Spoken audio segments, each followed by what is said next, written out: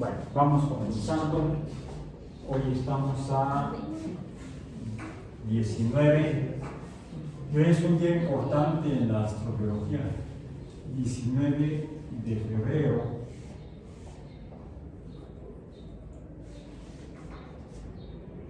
Aniversario del natalicio de Copérnico. Él nació el 19 de febrero de 1473. O sea, antes de que los europeos se volvieran a topar con este continente, porque Eric el Rojo, que llegó alrededor del año 1000, se regresó a Escandinavia. Entonces estamos al 19 de febrero de 2026, mientras que en 1473 nació Copérnico. Solo que estamos en el 19 de febrero del calendario gregoriano. Se apagó la luz de allá. Sí. Ahí va el profesor. Pero no se ve.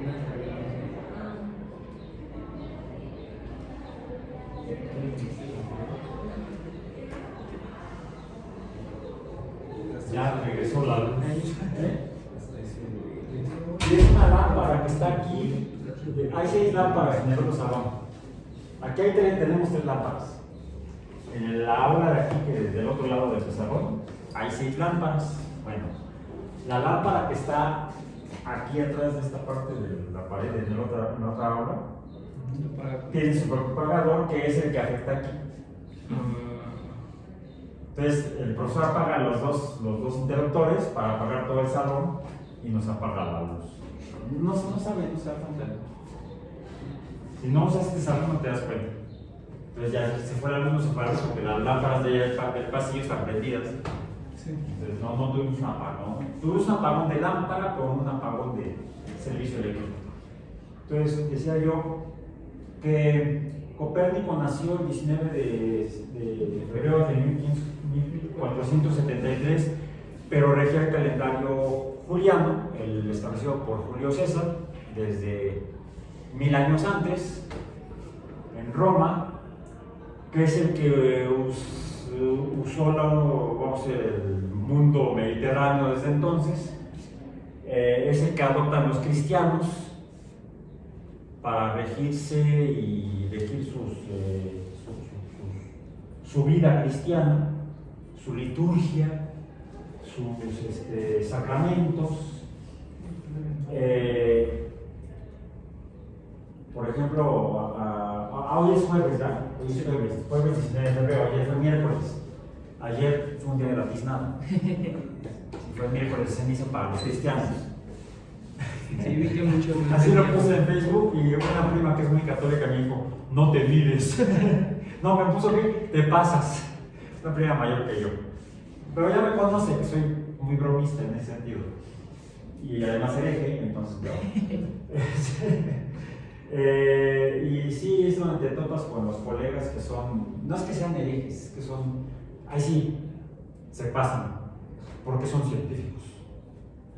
Y entonces la ciencia, dicen que Copérnico, su principal aportación fue fundar la ciencia y acabar con los mitos. Pues no, porque su obra cumbre, que es Las Revoluciones, de Revolutionibus, la dedica al Papa Pablo III.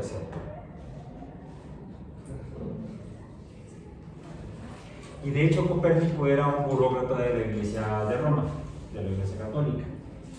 No era sacerdote, no era fraile, no era miembro de ninguna orden religiosa, tampoco pertenecía a la jerarquía en el sentido de que hubiera tomado los votos para ser sacerdote en alguna de las órdenes. Sí era sobrino del obispo de los que están haciendo. Se me están moviendo las barras.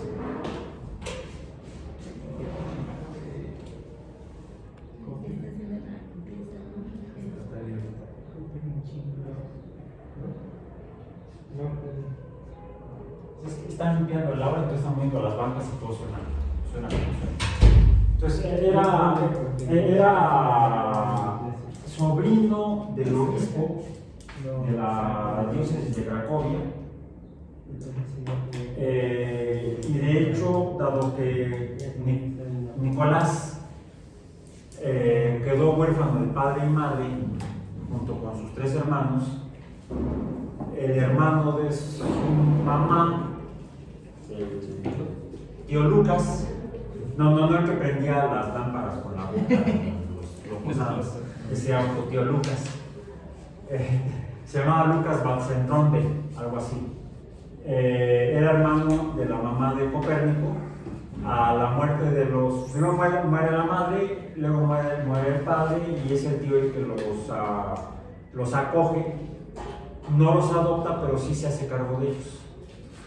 Entonces, eran 2 hermanos y 2 hermanas, a Nicolás y a su hermano, los inscribe en la Universidad de Cracovia. Entonces, realmente es el que lo sostiene. Se entran a la Universidad de Cracovia a estudiar matemáticas y astrología, y el canon de la iglesia, con la idea de darles nepotismo. De hecho es lo que significa. El nepotismo era el cuidado de los sobrinos.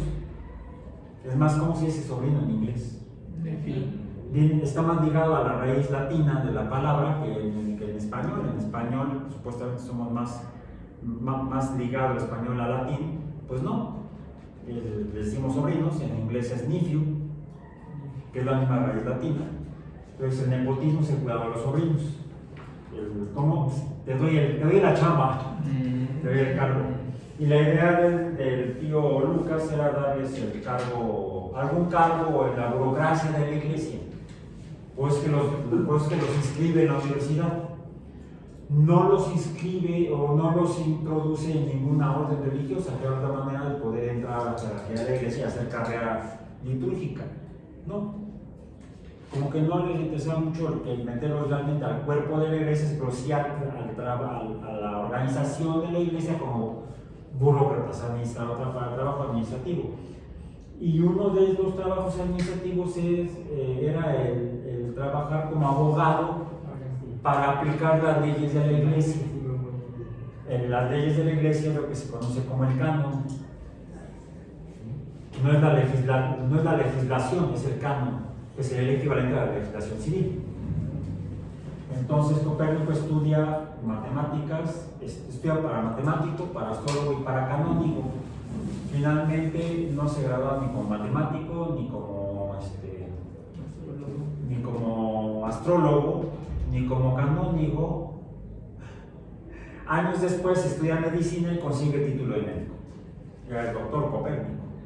Y es por eso que al regresar, de hecho estudia en la universidad, en una universidad al norte de Italia.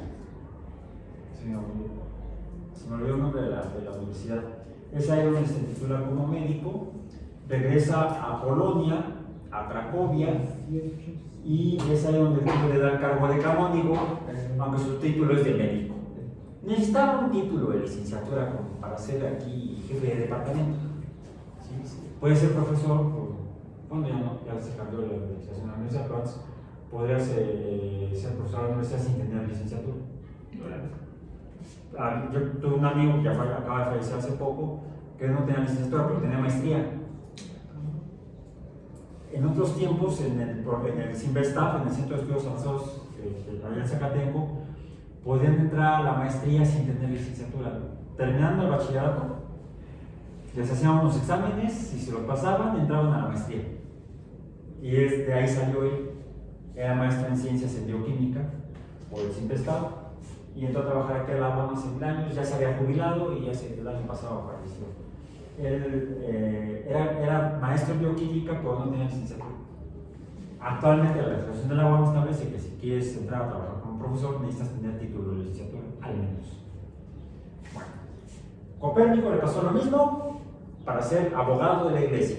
Trabajó como canónigo para la diócesis de Cracovia, a la orden de su tío, el tío Lucas.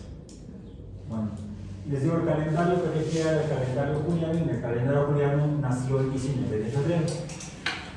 Ya para entonces el calendario establecido por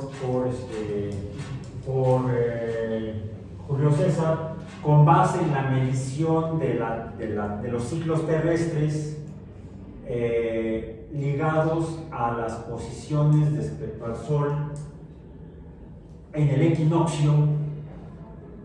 De hecho, el año comenzaba para los romanos en la primavera, en el mes de marzo. Empezaba a marchar de ahí de marzo. Marchaba el calendario a partir de marzo, con la primavera.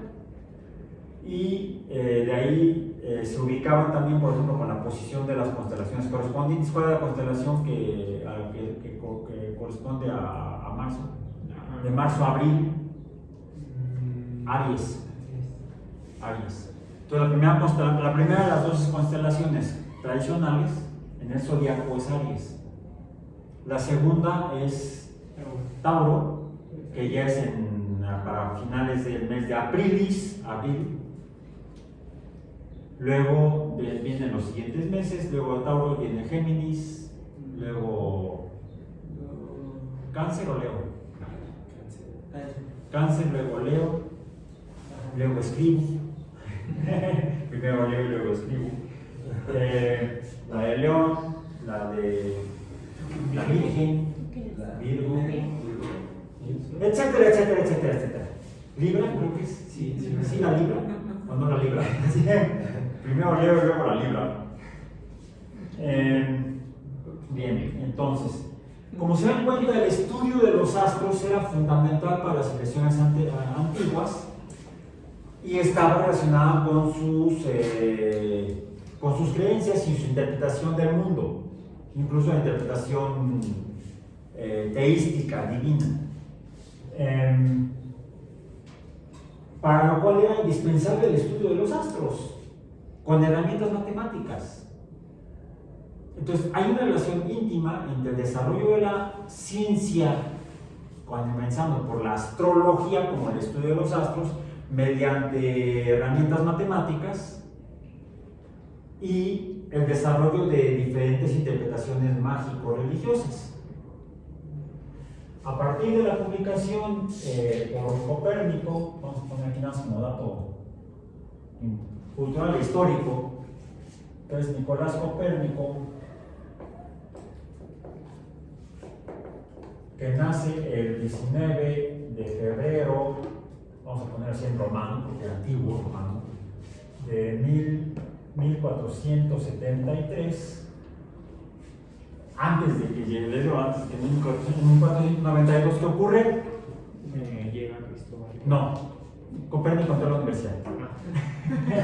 Coincidió. ¿Sí? Entra a la Universidad de Cracovia. De Cracovia University, no sé cómo se llama en polaco. El mismo año, en 1492, el navegante genovés se topa con las islas en el Caribe y se encuentra Jack Sparrow unos años, siglos después, los piratas del Caribe.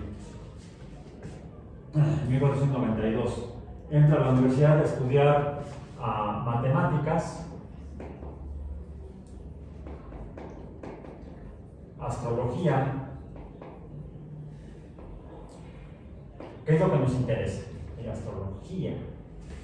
Ya lo demás que se dedicó, era un estuche de monerías Copérnico, porque le hacía las matemáticas, hacía la astrología, le hacía las leyes de la iglesia.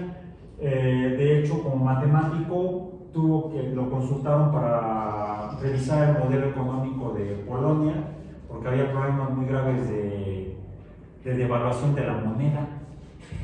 Entonces él establece una teoría monetaria para poder ayudar a manejar mejor la economía y reducir la pérdida de valor de la moneda, que al final de cuentas identificaron que la moneda perdía valor porque la gente le quitaba pedazos a las monedas para fundirlo y obtener el metal para otros fines, para venderlo por otro lado por kilo.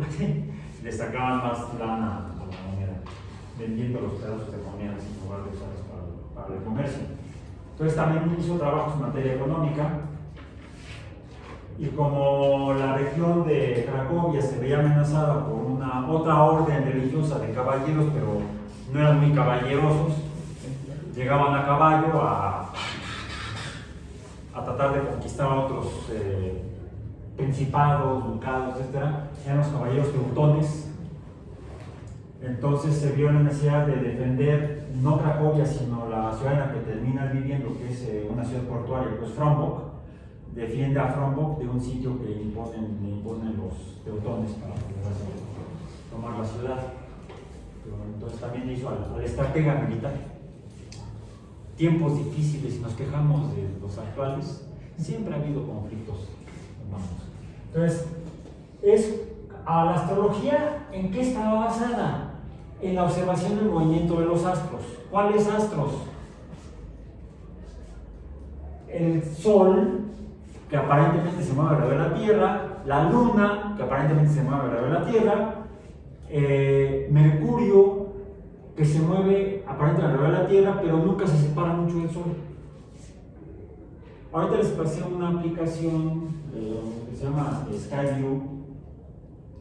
También la tengo aquí en la tableta. Skyview. Explore el universo. Es que aquí dice que la puedes comprar la de paga y tiene más facultades. Y aquí vemos la Vía Láctea. Estamos viendo hacia el oeste, aquí. Y está medio chueca. Como no está conectada a internet, está medio desorientada. Y aquí nos marca, por ejemplo, la posición del Sol, Marte hacia el oeste, hacia el otro, si hacemos un arco y vamos moviendo hacia el este. Entonces primero aparece Marte, luego en la constelación de, por cierto, en la constelación de Acuario. Ahí está en Acuario. El Sol, Venus, Mercurio, se ve Saturno y se alcanza a ver un poco la Luna, que está en fase menguante. Sí, se ven nada más ahorita los cuernos de la Luna de viento. Esos astros son los mismos que se veían en 1492 y todos entonces pensaban que era una astrología geocéntrica.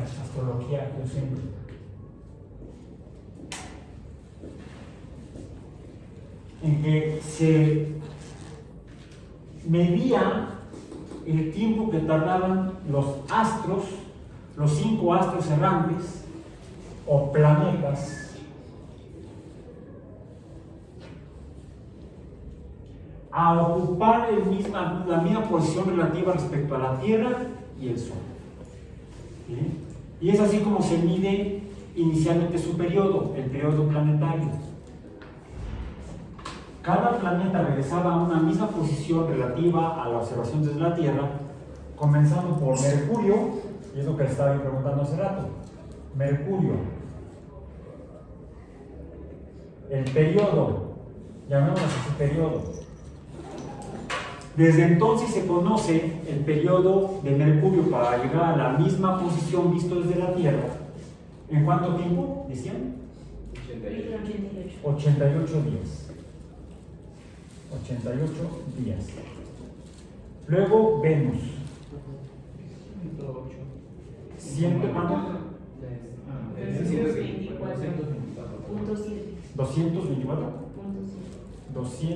vamos a poner 225 días.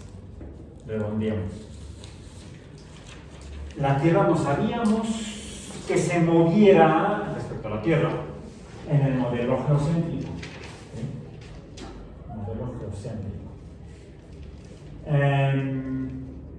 Lo que se observaba era el Sol,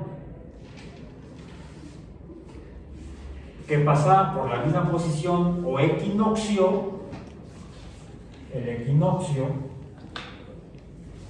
tenía una duración de 365, así lo pone, 25 días en un modelo geocéntrico.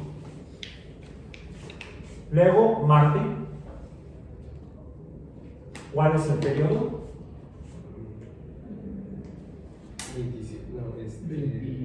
687. 680 y ¿cuántos? 7 días. Luego Júpiter. ¿4.000 cuántos? 331. 331 días. Y Saturno, vamos a quedarnos aquí. 10.747. 10.747 días. Debido a esto es que en el caso de no de los polacos en el siglo XV, sino los griegos, que interpretaban que estos eran dioses, ¿cuánto tiempo tardaban en moverse en el cielo? 88 días. Muy rápido. Y es por eso que le llamaban el mensajero de los dioses. ¿Qué pasó? Sí, claro.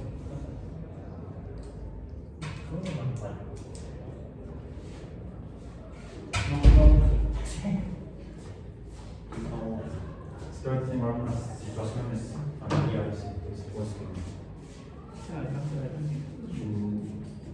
mi suegra se cayó. ¿Está bien? Se cayó hace 2 meses. 2 meses, sí, más o menos. Y tiene 89 años, entonces. Sí, entonces la están quedando. Ayer fue al médico y le dijeron que tiene que estar todavía 2 semanas en silla de ruedas. No está aquí, está en Veracruz. Entonces se fue mi esposa a cuidarla. Entonces tengo 2 meses de lavando platos. No siempre lavo, aunque esté ella, me toca lavar platos. Tengo 2 meses de soltero, de padre soltero. Vámonos de fiesta, profe. Vámonos de fiesta. No, hombre. A mí en mi estado, con que vámonos es ganancia.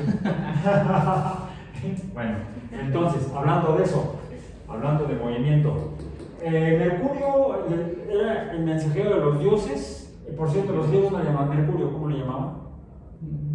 Hermes. Mercurio es para los romanos. Los romanos conquistan a los griegos y entonces son conquistados culturalmente los romanos por los griegos. Adoptan la teogonía helénica. Ahora les cambian el nombre, aunque las interpretaciones son muy parecidas. Luego tenemos a Artemisa. ¿Sí era? No, ¿sí era? Venus es. ¿Quién era Venus? Se me fue el nombre. Bueno, la diosa era, ¿no? Ese fue. Sí, es Artemisa, ¿no? Sí, es Artemisa. Sí. Entonces, Hermes, Artemisa, Mercurio y Venus. Este sería Helios para los griegos. Marte, Ares. Hades, no, Hades era del inframundo. Y con H además, Hades. Salud. Como el de la película de Disney de Hércules, de la llamita azul. Otros el de la toga y la llamita verde, la toga verde y la llamita acá. ¿Vieron? Ese es el del día 28. San Judas. Ese es de acá, no es de allá. Entonces es Ares, Zeus y Cronos. Cronos el tiempo. ¿Por qué? El más lento.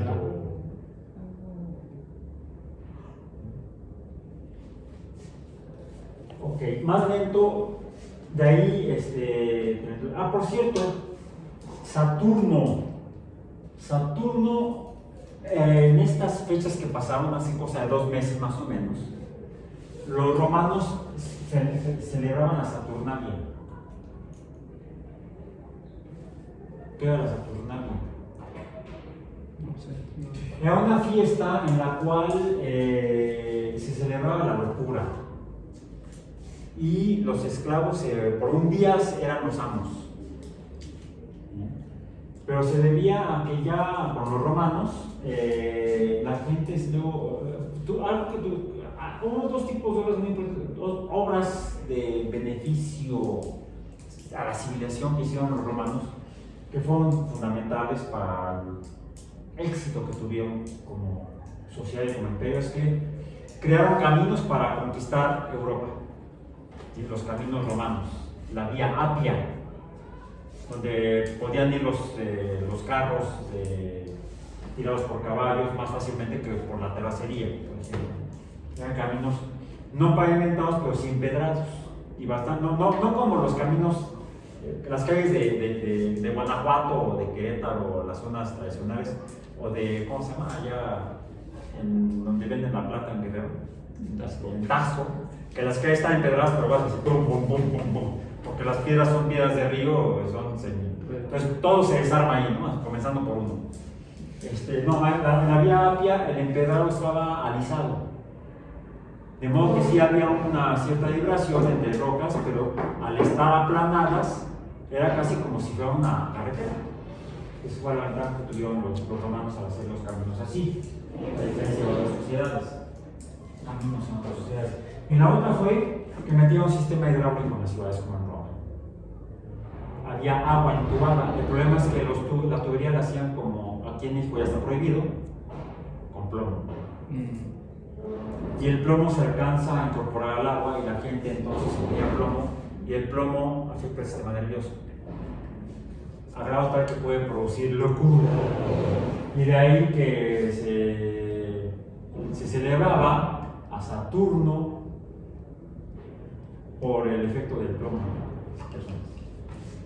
Entonces estaba relacionado con el plomo, la Saturnalia. Porque incluso en términos clínicos, la intoxicación o el envenenamiento por plomo se llama, el tipo de efecto clínico se le llama saturnismo, que viene de Saturno, que es la intoxicación por plomo. Hasta en eso tienen que ver los nombres de los planetas.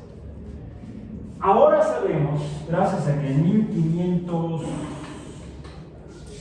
ya muy entrado en el año, bueno, alrededor del año 1510 más bien, Copérnico publica Comentariolus,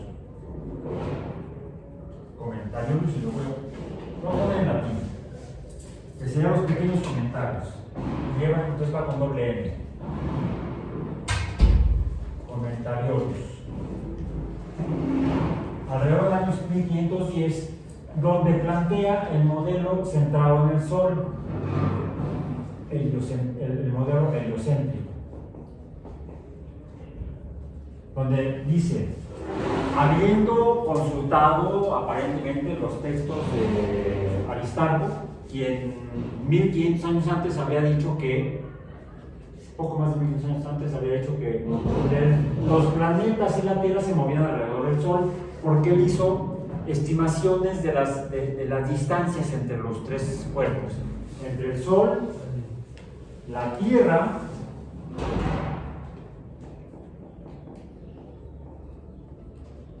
y la Luna. ¿Sí? Entre el Sol, la Tierra y la Luna, él por trigonometría estima las distancias y llega a la conclusión de que la Tierra tiene que estarse moviendo alrededor del Sol, la Luna alrededor de la Tierra, y los movimientos aparentes de los planetas alrededor de la Tierra son solamente aparentes. Todos, la Tierra y los 5 planetas, Mercurio, Venus, Marte, Júpiter y Saturno, deberían estarse moviendo alrededor del Sol. De ahí el modelo heliocéntrico. Él dice trayectorias circulares.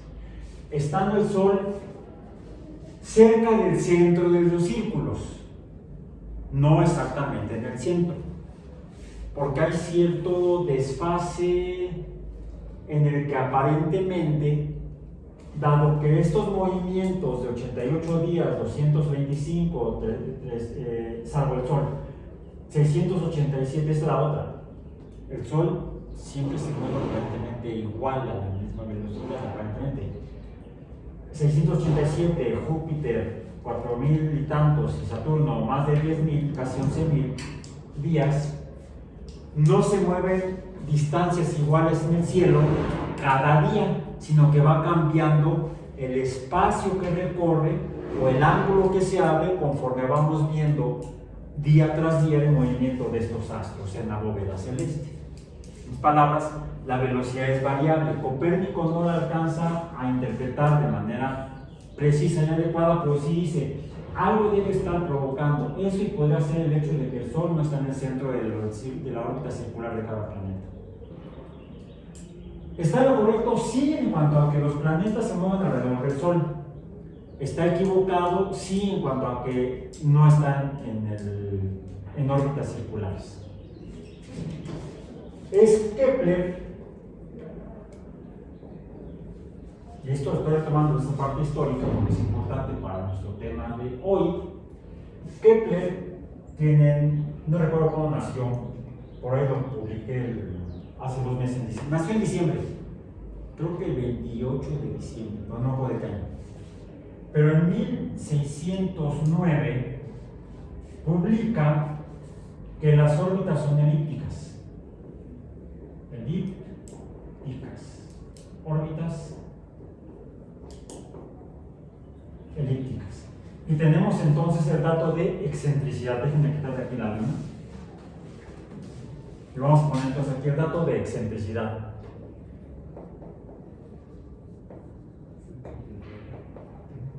Nada más como un dato adicional a este aspecto histórico. ¿Cuál es la elipticidad de Mercurio? ¿0 qué? ¿La qué? La elipticidad, excentricidad. 0.205. 0.205. Venus, 0.007. que dijimos que es la más circular, la menos excéntrica. Marte, 0.020 ¿qué? 94. Ah, 0.94. 0.094. Júpiter, 0.049. 49. Y Saturno, 0.057. 57, lo que confirma la propuesta de Kepler. Bien, entonces, esto es nuestro esquema de cómo se mueven los planetas alrededor del Sol. Y habíamos mencionado, en términos de que lo que nos interesa, que es la astrobiología, la astrobiología, necesitamos conocer dónde hay agua líquida, lo cual depende, esto dijimos que está en función de la presión y la temperatura, PT. ¿Cuál presión? La presión atmosférica. Primero tiene que haber atmósfera. Y vemos que los únicos planetas que tienen atmósfera son los que se encuentran aquí, de aquí a acá. ¿Bien? Estos presentan atmósfera. Estos son gaseosos, entonces estos ya no. Estos son gaseosos. Mercurio no tiene atmósfera. Estos, los 4 son rocosos, pero Mercurio no tiene atmósfera. De los que tienen atmósfera, pues Venus, Marte y la Tierra tienen atmósfera, y necesitamos considerar entonces ahora ¿cómo lo tenemos como distancia orbital? Distancia desde el Sol. Decíamos que Venus está a 50 y cuántos millones.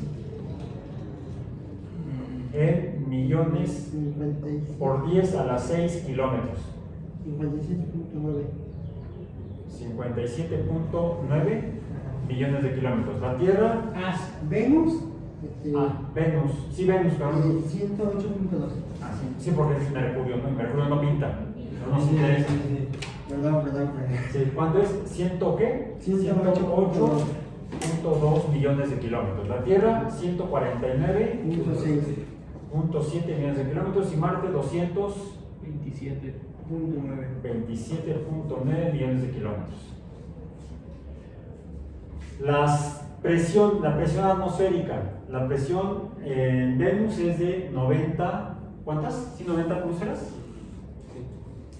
90 atmósferas. En la Tierra es 1.0 y en Marte 0.01. atmósferas. Temperaturas. Temperatura. En Venus, 400 ¿qué? 64. 64 Kelvin. No, Celsius. Celsius, no Kelvin. 464 grados Celsius. En la Tierra, 15. 16.5 dijimos. No, 15. No, pero ya dijimos que por el Ya cambio climático. Sí. 16.5 y en Marte, Menos 65. menos 65 grados Celsius. Eso implica entonces que donde hay agua líquida, H2O sub L, solamente es en la Tierra. En la Tierra hay agua líquida.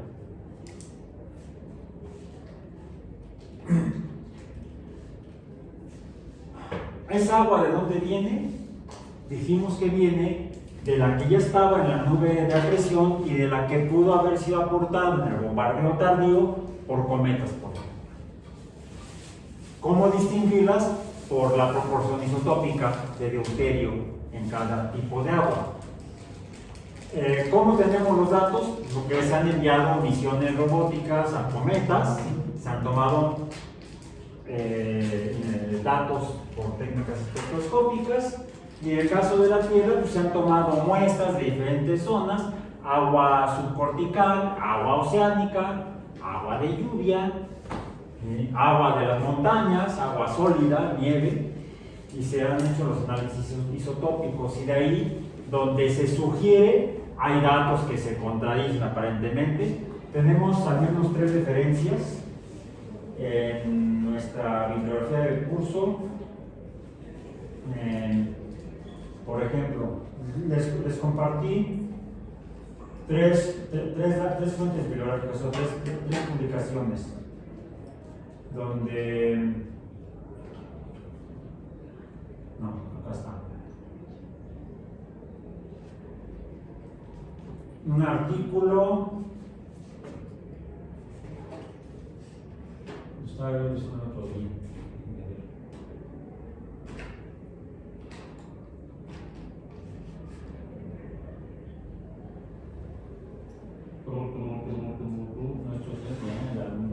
Ya hace un mundo habitable en eso más. Zonas habitables galácticas, ya lo mencioné la vez pasada.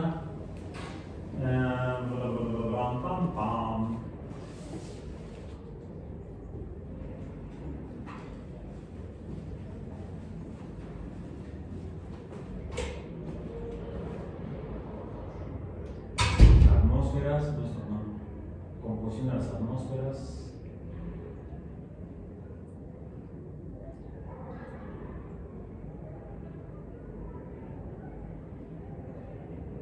Sí, aquí está, pues, es para la punta del día de hoy.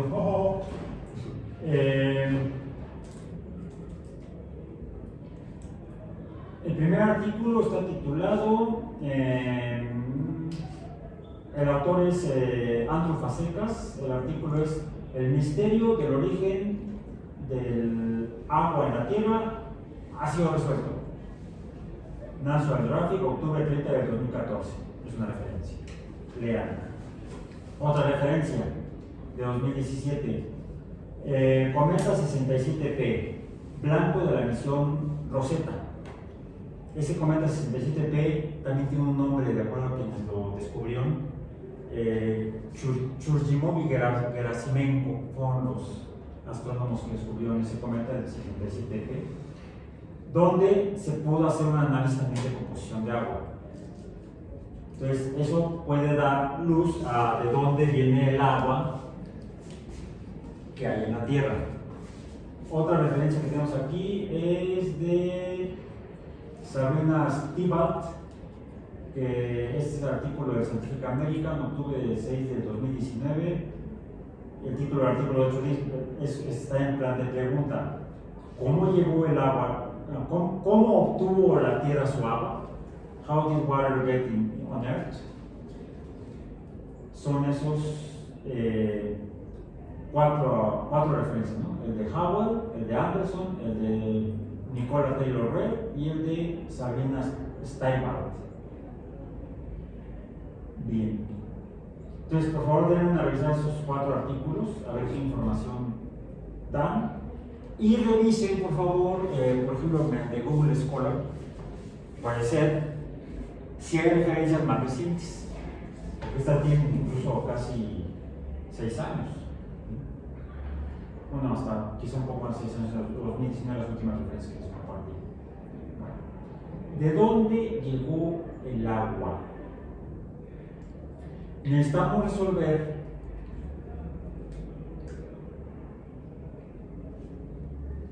cómo es que hay agua en la zona habitable.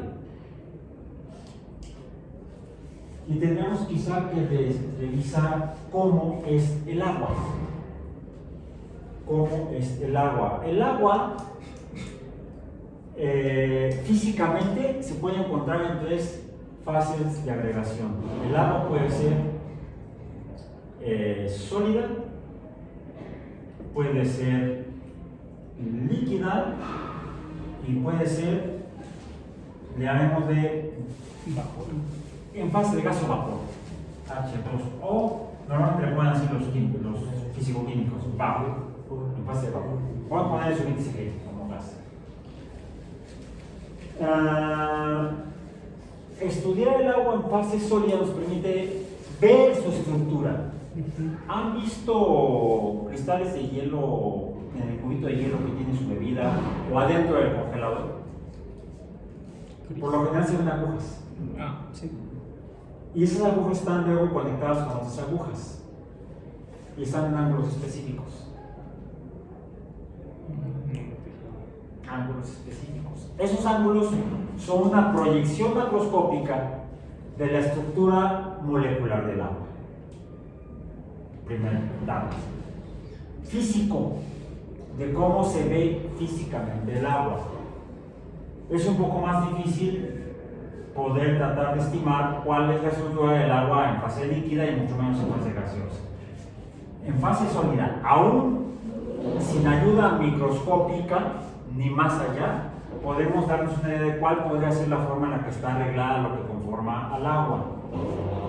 ¿Qué la conforma al agua químicamente? La química del agua comienza por describir que si tratamos de averiguar de qué está hecha el agua, tomamos una muestra de agua, la ponemos en un recipiente y le aplicamos una corriente eléctrica directa, tiene que ser corriente eléctrica directa, ponemos un recipiente, le ponemos agua, le ponemos 2 electrodos, uno aquí, un positivo y acá un negativo, porque están conectados a una fuente de potencial eléctrico o voltaje. Tenemos un cátodo y un ánodo, y entonces de aquí vamos a ver que se producen burbujitas, y acá también. Y si aquí le ponemos un tubo de ensayo, no, así no, al revés, y al revés, se escapa. Si son las burbujas y vemos que suben, quiere decir que ese gas es menos denso que el agua. Porque podemos tener gases que no fueran visibles en agua y que fueran más densos que el agua y entonces se precipitan. Eso depende de los elementos químicos frecuentes que estuvieran en fase gaseosa. Esto hablando simplemente de física y química. Entonces tenemos el agua, tenemos un electrodo, otro electrodo, tengo que poner así, si no, no puedo poner el tubo. Para poder poner el tubo al revés así, y el otro aquí así, y aquí estaría la fuente de voltaje. Eso puede ser un extraterrestre. Entonces aquí se producen las burbujas y atrapamos aquí los gases. Acá hay un gas y acá hay otro gas. Si tomamos estos 2 gases y les aplicamos una descarga eléctrica, vamos a ver que ambos ambos son inflamables, producen un plasma, pero son diferentes. Uno se ve más azul que el otro. Si los atrapamos y los pesamos, vamos a ver que tienen diferente densidad. Y si los medimos, vamos a encontrar una proporción de 2 a 1. De 2 a 1. De ahí que salga la fórmula H2O. Entonces, el agua está conformada químicamente por hidrógeno y oxígeno, en una proporción de 2 a 1. 2 de agua por 1 de oxígeno. La pregunta es, ¿cómo están juntos?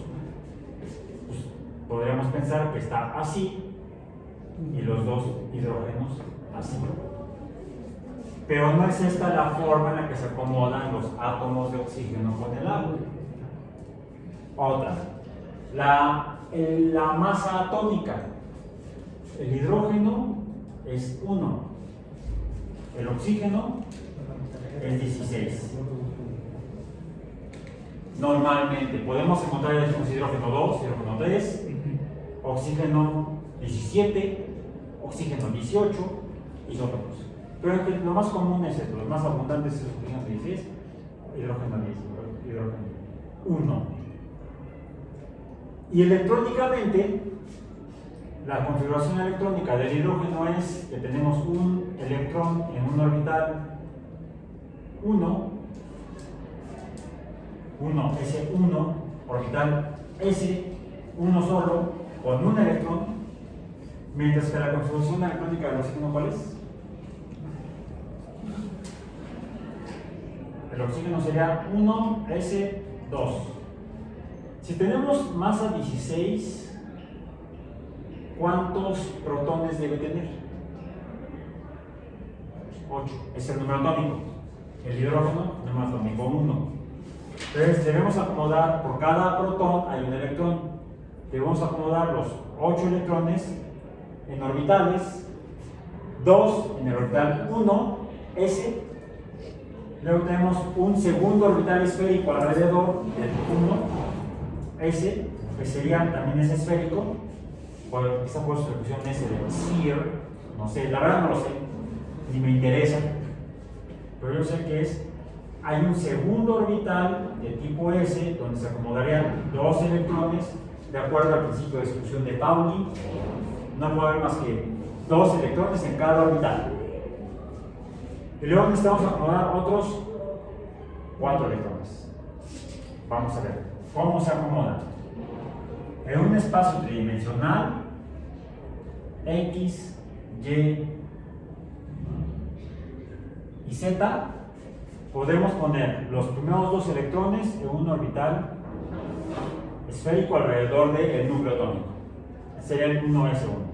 1S con 2 electrones. Alrededor de él, otro orbital esférico donde estarían los otros 2 electrones.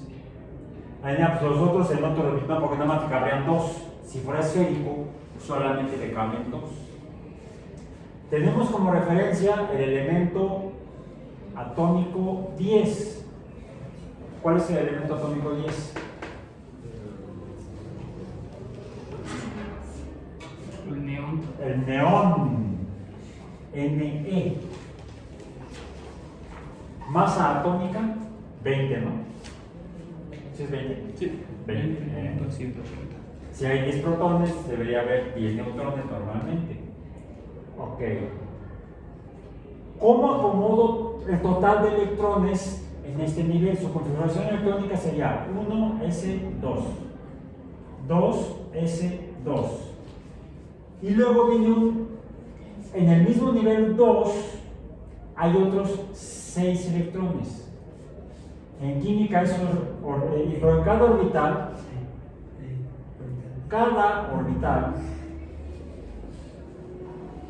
solo puede, vamos a decir, solo tiene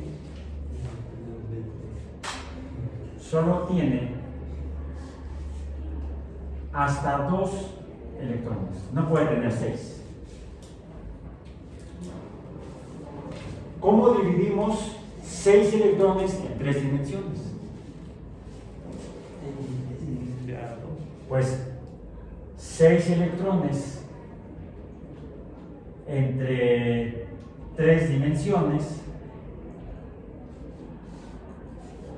serían 2 electrones por dimensión.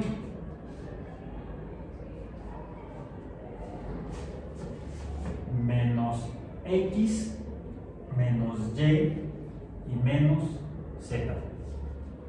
Un electrón aquí, otro electrón acá, 2 en X,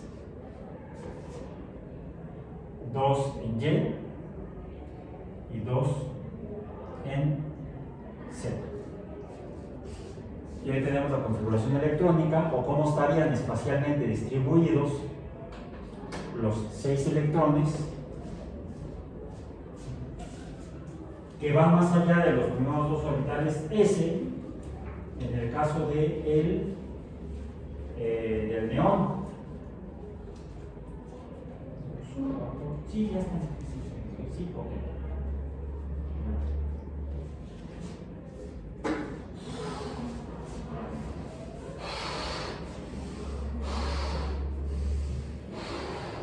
Decías que nos fuéramos de lista, ¿no? Ya traje los globos. Vamos a tener un reventón de globos. No, todavía no. A ver, ya tienes.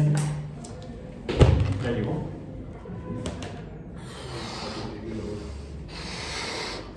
Dime cuando llegue ese tamaño.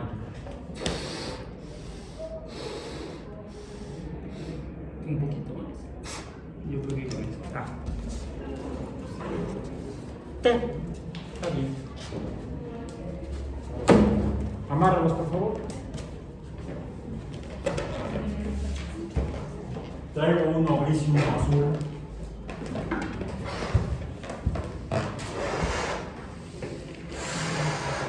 Cuando llegue algún tamaño. Ya. Ok. A ver, por favor, por allá. No se preocupen, también traigo para ustedes. Está sentado. Ajá, sí, sí,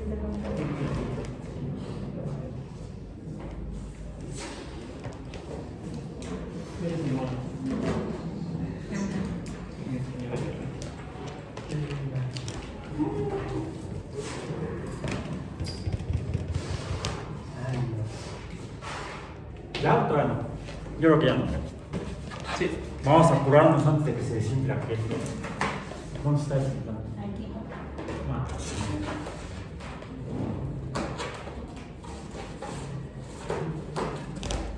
Espero resolverlo con este amarre. Más o menos.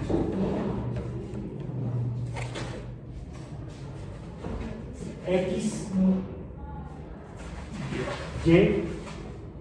Y si trajera otro par de globos, como este se ponchó ni modo, porque venía defectuoso, adelante y atrás estarían los Z, ¿sí? Donde en cada globo habría un electrón temporalmente y podrían estarse moviendo de un orbital, este es un solo orbital. Le llamamos, a ver, ¿vale?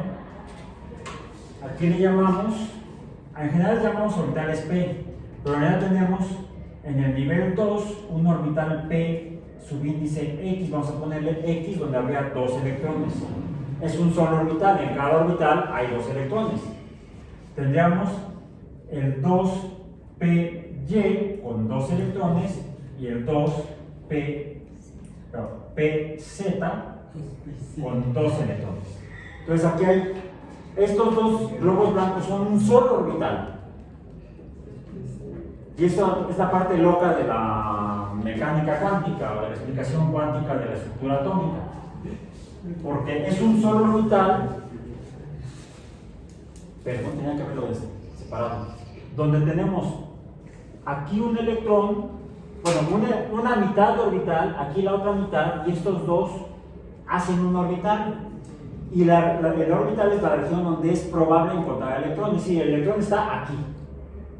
¿Dónde? Aquí. Diríamos que está en las dos regiones espaciales al mismo tiempo. Suena magia.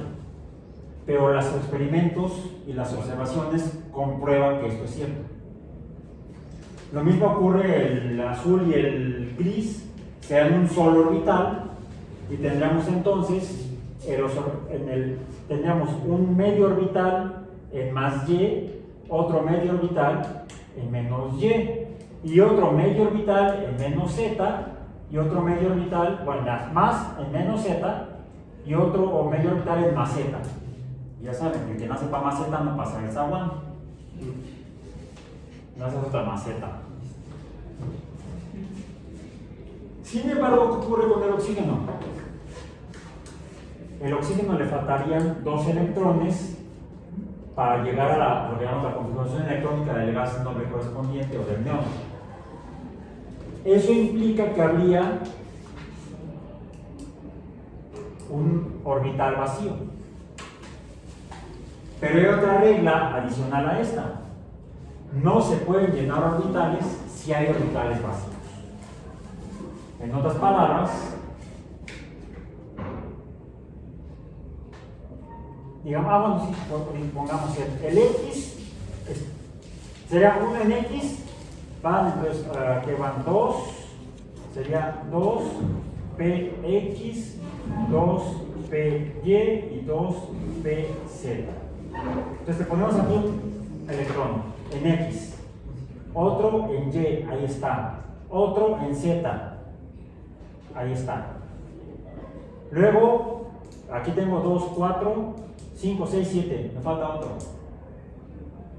Pues lo pongo aquí, en X, y entonces ya tengo aquí 2 en X, y tendría entonces un orbital en Y, o más, medio orbital en Y vacío, o medio orbital vacío. Este electrón estaría en estas dos regiones, pero nos faltaría otro electrón y otro electrón ocupando los dos espacios de Z, donde aquí pueden entrar entonces un electrón de cada hidrógeno, 1, 1, donde la configuración del hidrógeno es 1s1, 1s1. Pues estos dos electrones, el electrón S del hidrógeno y este electrón P del oxígeno, estarían formando enlace. Y este otro hidrógeno, electrón, estaría formando enlace con este hidrógeno de oxígeno.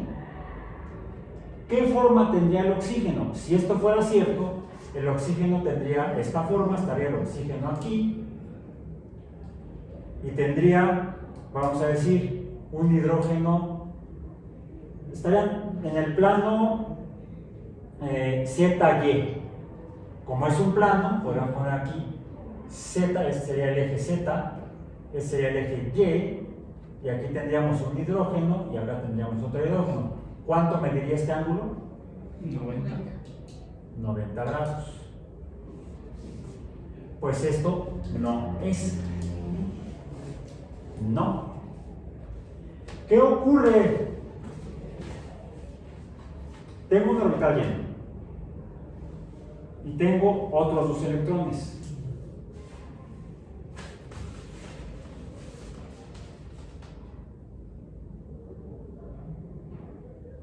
¿Qué forma tiene? Es un tetraedro. No me fijo en los globos, me fijo en las puntas de los globos. Tengo uno, vamos a decir, aquí, el blanco. Luego tengo el azul arriba. Diríamos que el azul puede ser en el eje Y. El blanco puede estar en el eje en más Y. El blanco estaría en más X. El gris, ¿dónde estaría?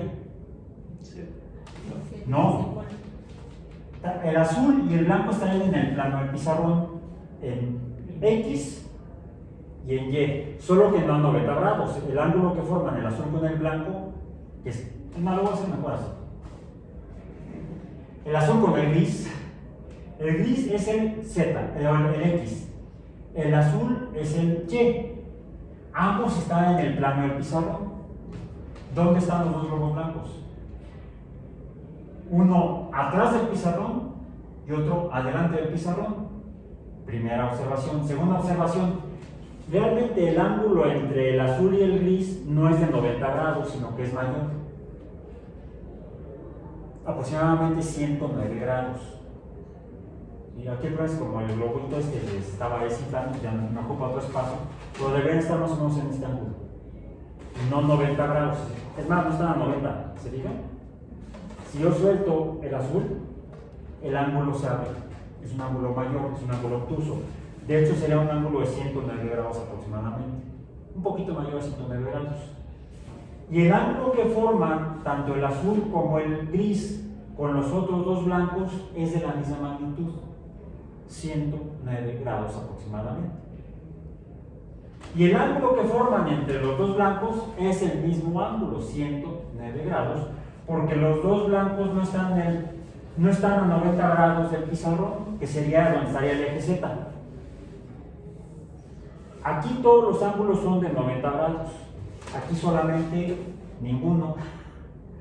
Poniendo forzadamente el globo azul y el globo gris en el plano XY, los otros dos globos orbitales estarían por encima del plano XY uno y por debajo del plano XY el otro, lo que entonces me está generando una figura donde tengo una línea realmente, vamos a decir así. Este sería el azul, este estaría en Y. Esta estaría en el plano XY, pero a 109 grados, no 90. ¿Sí? ¿Dónde están los otros? Para hacer la representación en dos dimensiones de este objeto en tres dimensiones, tendría que poner uno por delante del pizarrón y otro por detrás del pizarrón. Y esta tendría que tener la misma longitud. Se dibuja ahora entonces entre las esquinas, ya podemos hacer el globo, si quieres al final hacemos el reventón. Tendríamos aquí, tengo estos tres que están hacia abajo, ¿sí? ¿Qué se forma entre ellos? Una figura, un plano triangular, ¿sí? Un plano triangular, un triángulo que sería la base. Luego yo tengo aquí estos, que puedo juntarlos así. ¿Y qué se forma? Otro triángulo, otra cara triangular. Y tengo acá atrás, puedo juntar estos y este. Ya tengo otra cara triangular y tengo otra cara triangular entre este y este. Tengo cuatro caras triangulares. Un cuerpo de cuatro caras triangulares. ¿Cuántas caras son? Cuatro. Una, la base. Otra, la que está acá, otra que está hacia atrás y otra que está hacia adelante. Son 1, 2, 3, 4 caras. Un cuerpo de 4 caras, ¿cómo se llama? Tetraedro. Tetraedro.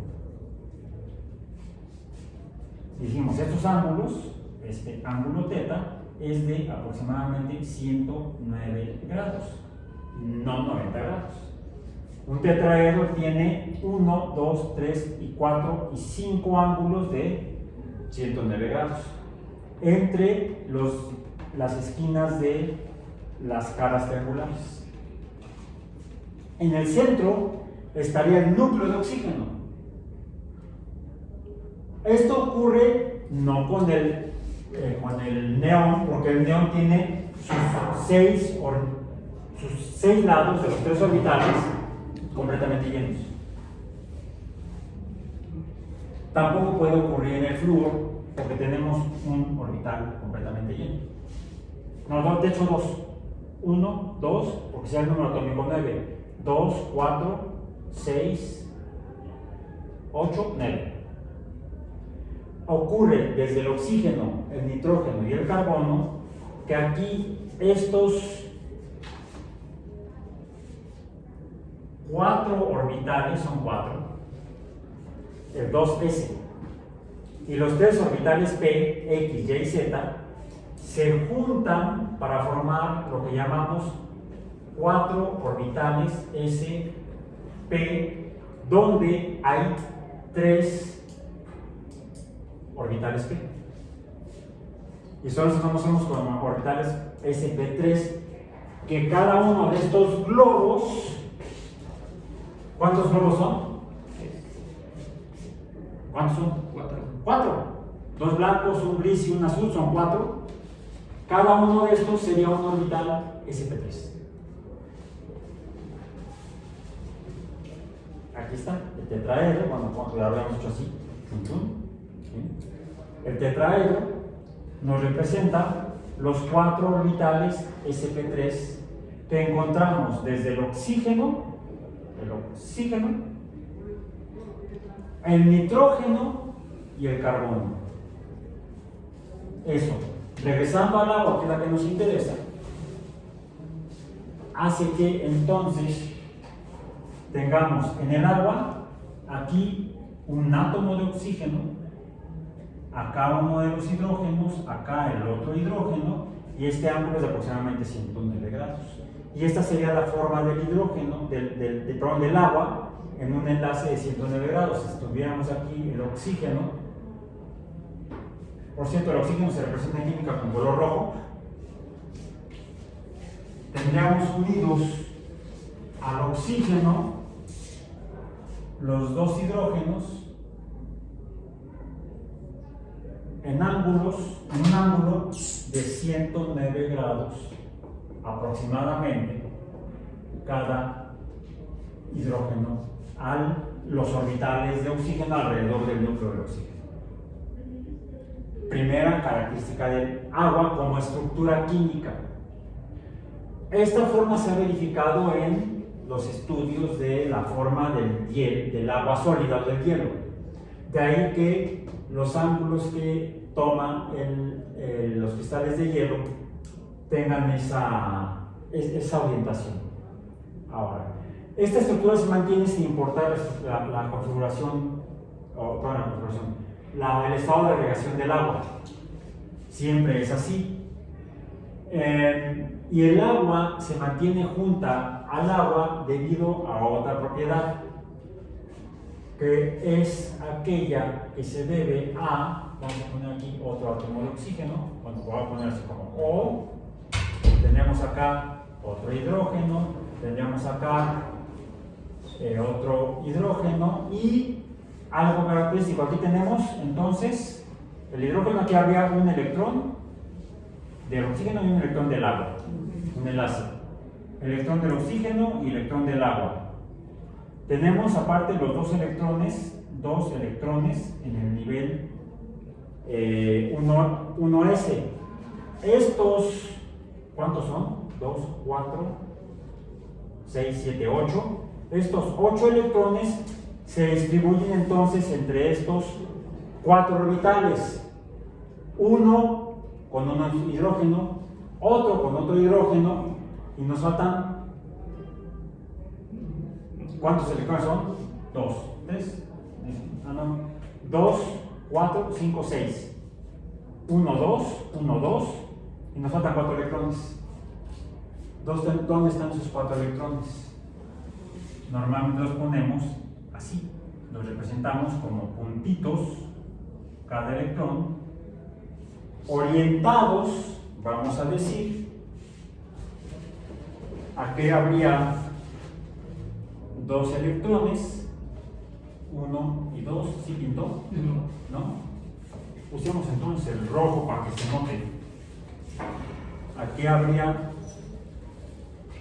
ahora sí marcó, ¿verdad? Estoy viendo del otro lado.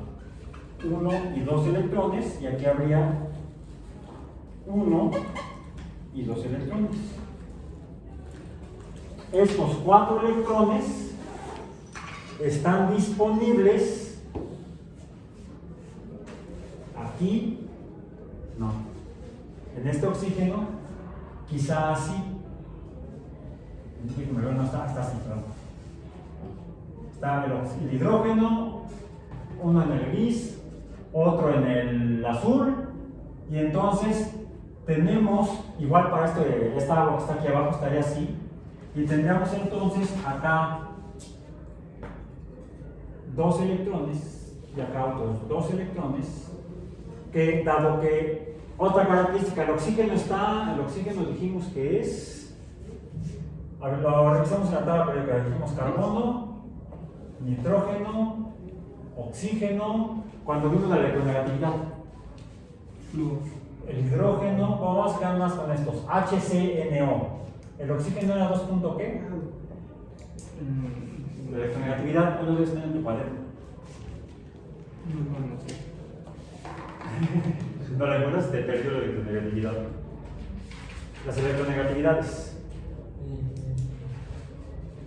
las de los 4 elementos químicos que hemos hecho. Del oxígeno es 3.44. 3.44. ¿El nitrógeno? Es 3.04. 3.04. ¿El oxígeno? Era 2.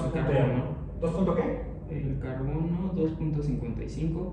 2.55. El hidrógeno era 2.2, algo así.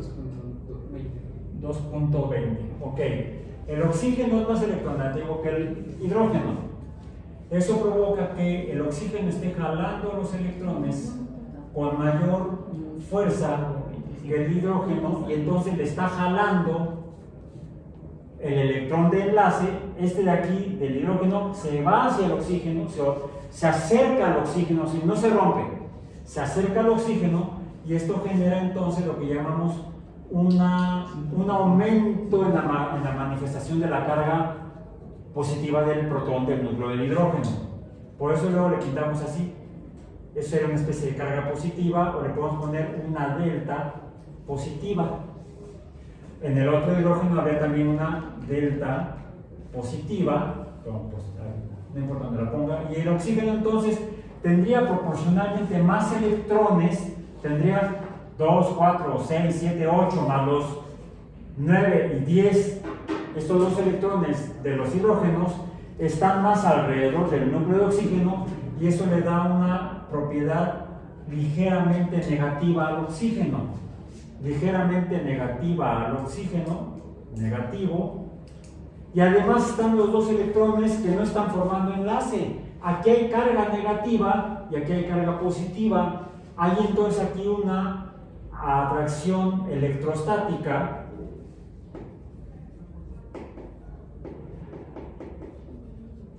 que da lugar a que se forme lo que llamamos ¿qué? Un puente de hidrógeno. Le voy a poner en inglés H-bond. El hermano de James, Henry Bond. No, hydrogen bond en inglés. En español no queda. Vaya nombre para un espía al servicio de su majestad. Jaime enlace. James Bond. Bueno, el enlace de hidrógeno, puente de hidrógeno, no es, se forma debido a esta interacción electrostática entre los átomos de oxígeno e hidrógeno, y es lo que le da fortaleza al hielo de agua, cohesión al agua líquida y las propiedades del vapor de agua. La diferencia es que en el caso del vapor de agua las partículas tienen más energía cinética, más movimiento, se mueven más libremente unas de otras. En el caso del agua están como de manera elástica, se acercan, se alejan, se acercan, se alejan, mientras que en el agua sólida o hielo están vibrando unas junto a otras. Pero los enlaces tienen la misma magnitud de 109 grados, la misma estructura y las mismas propiedades electrostáticas correspondientes. Eso permite entonces que esta fuerza permite que mantenga más fácilmente o mayormente interactuando unidos las partículas de agua, y se requiere una mayor fuerza o energía para separarlas. Y esto es lo que le da la propiedad física al agua de su temperatura de ebullición a presión de una atmósfera de 100 grados Celsius a presión de una atmósfera. Si disminuye la presión de una atmósfera, entonces disminuye la temperatura de ebullición, porque la presión alrededor del sistema le ayuda a las moléculas de agua a mantenerse juntas. Si disminuimos la presión externa, entonces las moléculas podrán moverse más fácilmente con mayor libertad, requerirán menos energía térmica para separarse.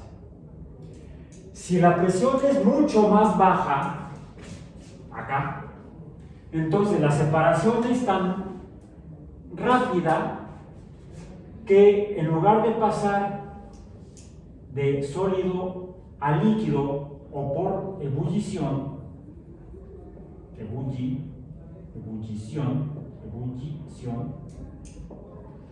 tenemos el fenómeno de sublimación. Esto es a presiones, ¿dónde está la presión acá? Muy bajas. Pero si esa presión es alrededor de una atmósfera, será a 100 grados Celsius. Revisen por favor lo que es el diagrama de fases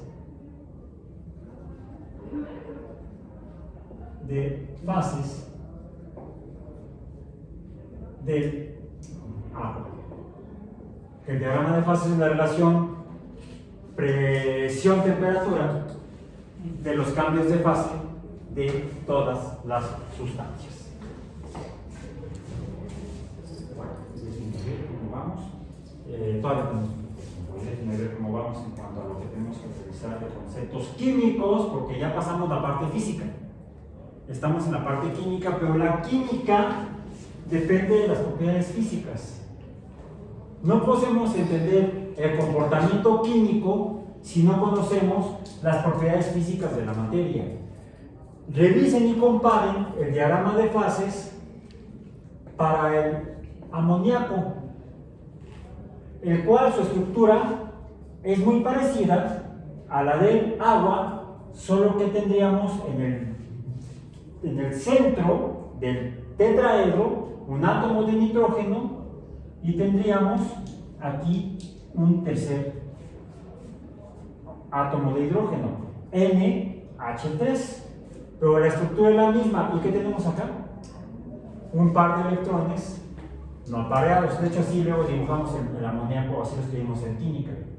NH3 con los dos electrones no apareados, porque nos va a permitir entender cuáles podrían ser las conformaciones físicas que podría tener el hidrógeno en sus tres estados de agregación y cuáles son los parámetros, por ejemplo, de ebullición. ¿Cuál dato nos falta aquí? La temperatura de congelación. ¿Sí? Porque por supuesto, digamos que la presión de una atmósfera, obviamente en Venus la presión es demasiado alta, pues si la presión fuera de una atmósfera, estando más cerca del Sol, la temperatura sería mayor y quizá tendríamos no el paso del agua, no la solidificación, bueno, es que se regresa. No sé, me equivoqué aquí.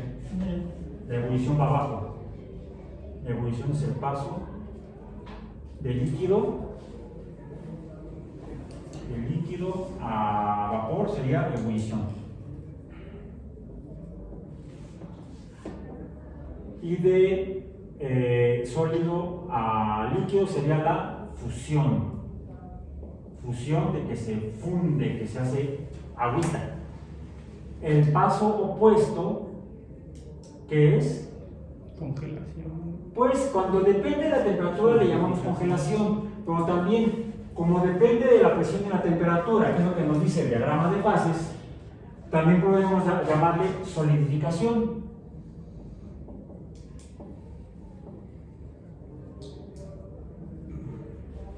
Lo que pasa es que como estamos prejuiciados por nuestra interacción con el agua, que es la sustancia que más fácilmente vemos que pasa de líquido a sólido y de sólido a líquido,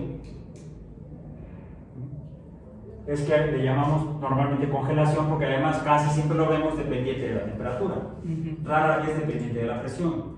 Pero si pudiéramos tener una muestra de agua líquida a temperatura de, vamos a decir, 15 grados Celsius, que el agua es líquida, a presión de una atmósfera, si aumentamos la presión, estaríamos juntando las partículas de agua a grado tal que podríamos lograr solidificarla. Hacer un hielo de agua a temperatura ambiente usando como variable la presión. Así como puede pasar de sólido a vapor sin pasar por líquido dependiente de la presión. La presión es muy baja, si el agua no se funde, sino que sublima. Y de hecho, cuando aumenta la temperatura en Marte, cuando los hemisferios de Marte pasan de invierno a verano, donde se nota una disminución en la amplitud del casquete polar correspondiente, lo que tenemos es el paso opuesto a la sublimación, que es aquello en el cual el vapor pasa de vapor a... Es más, luego poner momento por ahora, aprovechando que esto ya casi no pinta. El paso de vapor, en el caso a sólido, se llama depositación.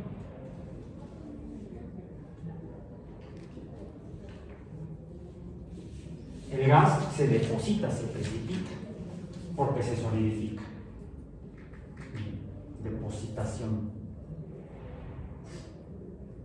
Ambos suceden a presiones muy bajas. Es tan baja la presión que no puede formar líquido. Y ocurre con muchas sustancias. ¿Han visto los carritos de paletas? Yo lo sé. Adentro tienen ahí un bloque blanquecino que es dióxido de carbono sólido, que a presión de una atmósfera no se funde, no pasa por líquido, sino que ven ustedes como un vapor que sale, que se desprende del bloque de hielo seco. Bueno, lo que están viendo como vapor o como humito, dicen los niños, no es el dióxido de carbono, ni siquiera en forma de vapor y tampoco mucho menos el gas, porque al pasar el CO2 de sólido a gas, el gas es completamente invisible no refleja luz visible, no lo podemos ver. Sin embargo, la temperatura es tan baja que el agua se condensa en contacto con el dióxido de carbono que se está separando del dióxido de carbono sólido. Entonces, lo que ustedes ven adentro del carrito de paletas como vapor, sí es vapor porque es de agua. Microgotitas de agua que están condensando del vapor que hay en el ambiente, incluso adentro del carrito de paletas, que se están formando las pequeñas gotitas de vapor de agua que condensan alrededor de las moléculas de dióxido de carbono que están extremadamente frías. Acaban de pasar de la temperatura del hielo seco, que es como de menos 30 y tantos grados Celsius, por eso se debe manipular con guantes, o lo debes no manipular sino tomarlo con pinzas, porque si no, el agua que tienes en la piel se congela y se te pega. Y si te lo tratas de quitar, te arrancas la piel. Por eso que se debe manejarlo con pinzas o con guantes, el hielo seco, porque la temperatura es extremadamente baja, abajo de 36 grados Celsius. Entonces el agua se congela inmediatamente y se convierte en un pegamento. Entonces, en el vapor, en el gas de CO2 que se está separando, apenas está pasando de menos 36 a temperatura ambiente, y en ese intervalo de tiempo que le toma tomar la temperatura ambiente, el vapor de agua que está alrededor se condensa. Entonces, eso para que mejor pidan su paleta de limón y esperen a que se le dé el paletero. Bueno, esto en cuanto a las propiedades físicas de las cuales dependen las propiedades químicas de la materia que conforma a los planetas.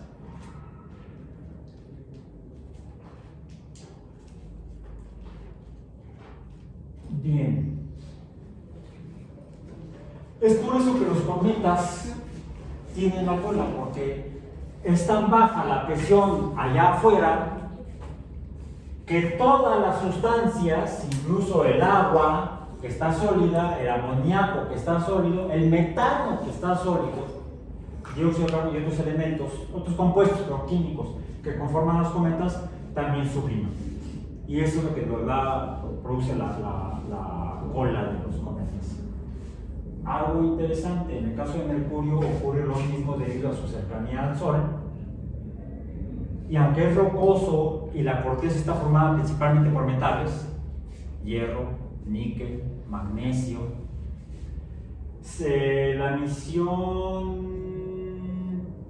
la única misión que ha enviado la NASA a Mercurio, se me fue el nombre de la misión, revisen en los datos en internet.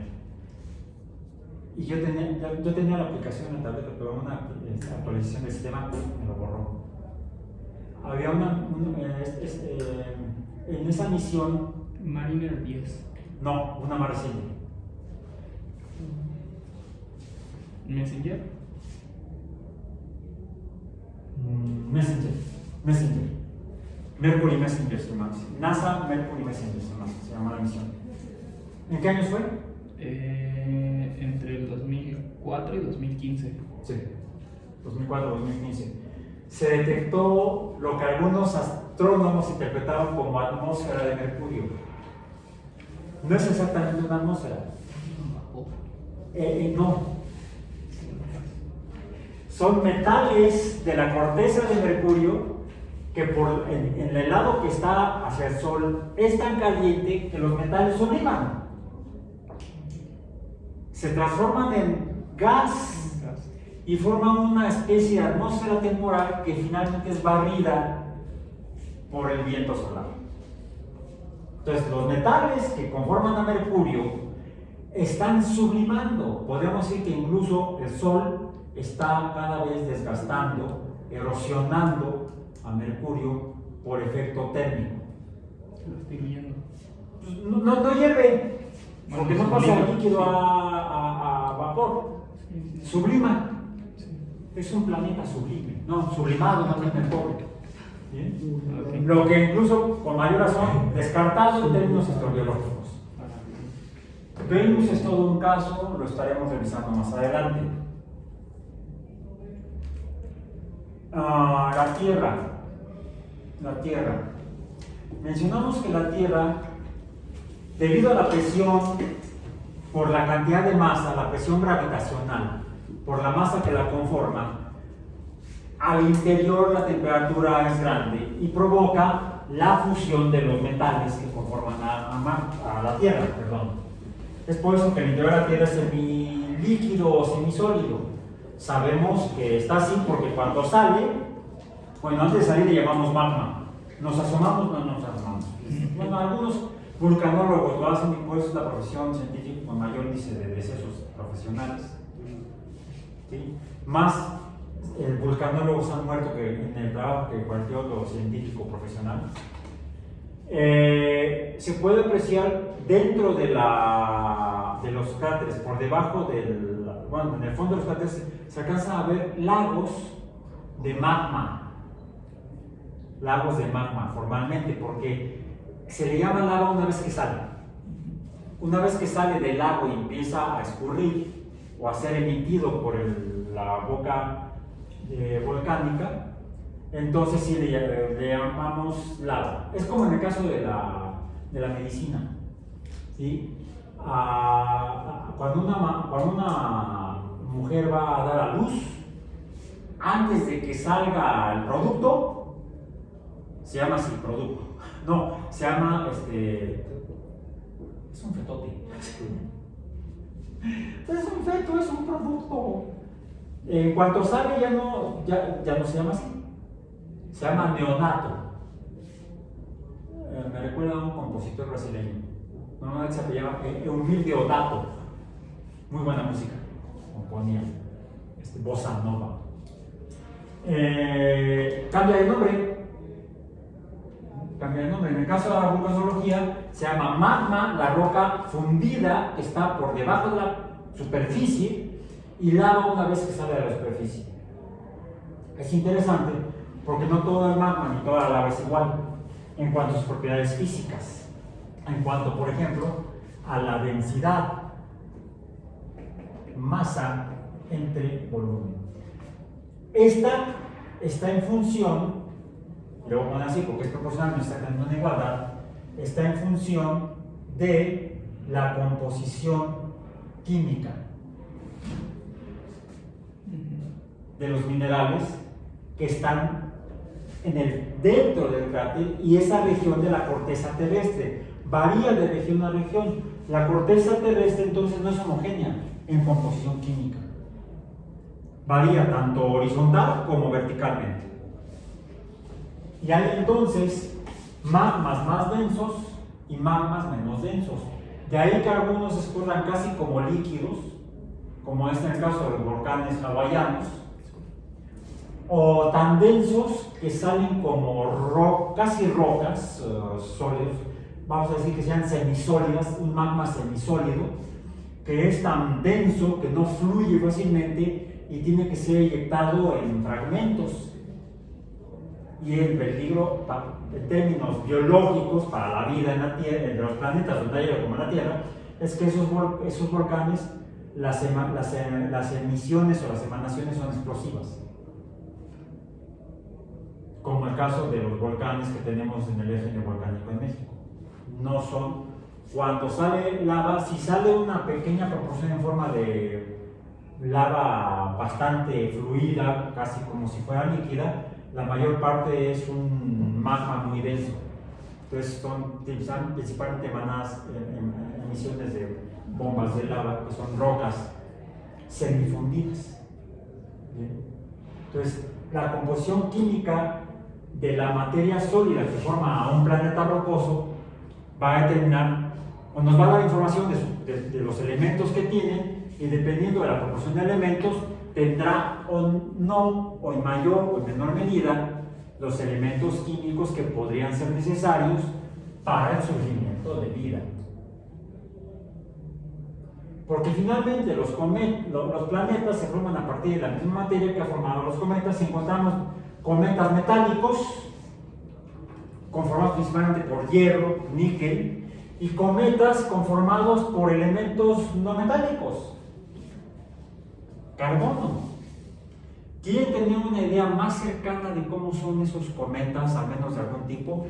Este fin de semana, si bien, o de aquí al próximo martes que nos veamos, dense una vuelta preferentemente al Museo de Geología que está en Santa María Rivera, donde tienen una buena colección de meteoritos y además al alcance al menos visible del público. Luego hacen presentaciones y ilustraciones,